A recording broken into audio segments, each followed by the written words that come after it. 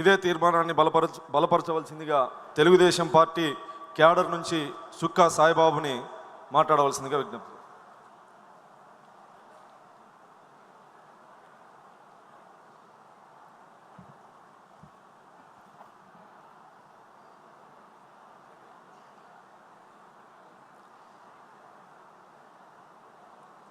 ఈరోజు తెలుగుదేశం పార్టీ మహా పండుగ కార్యక్రమంలో భాగస్వాములుగా ఉండి మాట్లాడమని అవకాశం ఇచ్చినటువంటి గౌరవ పెద్దలకు నా పేరు చుక్కా సాయిబాబు, పశ్చిమ గోదావరి జిల్లా ఎస్ఎస్ఎల్ అధ్యక్షుని మరియు ఎక్స్ జడ్పీటీసీ.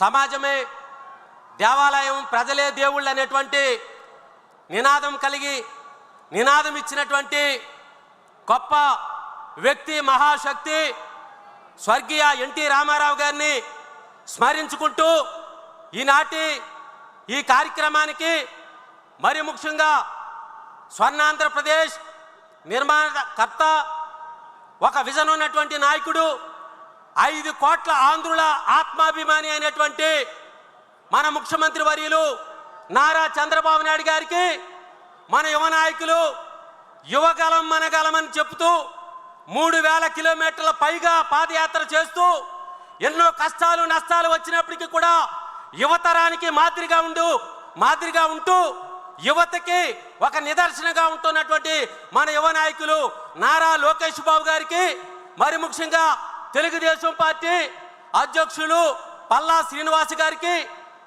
మా యొక్క శాసనసభ్యులు తణుకు నియోజకవర్గ శాసనసభ్యులు young and dynamic leader Arimilli Radhakrishna గారికి, అలాగే మా పశ్చిమ గోదావరి జిల్లా మంత్రివర్యులు నిమ్మల రామానాయుడు గారికి ప్రత్యేకమైనటువంటి ధన్యవాదాలు తెలియపరుచుకుంటూ, మరి ముఖ్యంగా ఈనాటి కార్యక్రమానికి విచ్చేసినటువంటి నా తెలుగుదేశం పార్టీ కుటుంబ సభ్యులందరికీ కూడా ప్రత్యేకమైనటువంటి ధన్యవాదాలు తెలియపరుచుకుంటున్నారు.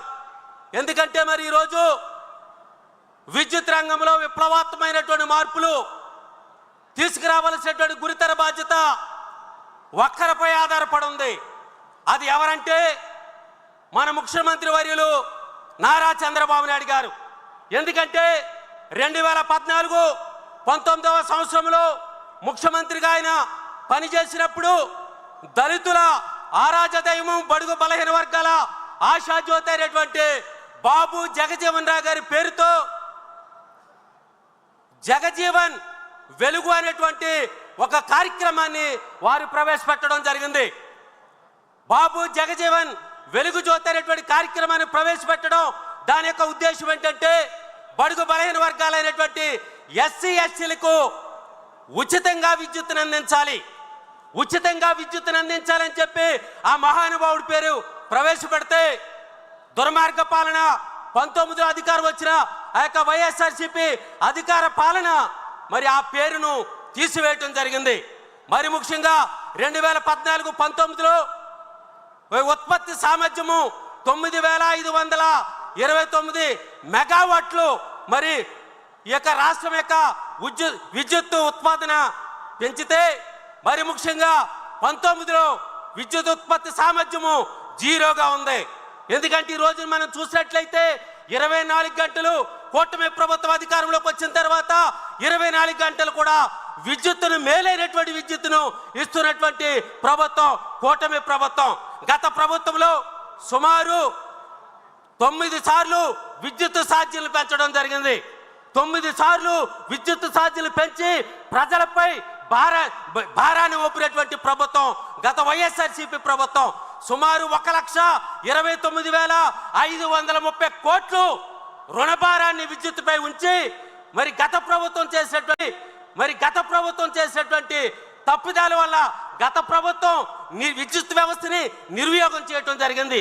మరి ముఖ్యంగా రీసెంట్గా మనం చూసినట్లయితే మన యువకాలం పాదయాత్రలో నారా లోకేష్ బాబు గారి దగ్గరికి అనేక మంది రైతులు, మహిళలు, విద్యార్థులు అనేక మంది తండోపతండాలుగా వస్తూ మరి యొక్క రైతే రాష్ట్రానికి వెన్నెముక, రైతే రాష్ట్రానికి వెన్నెముక.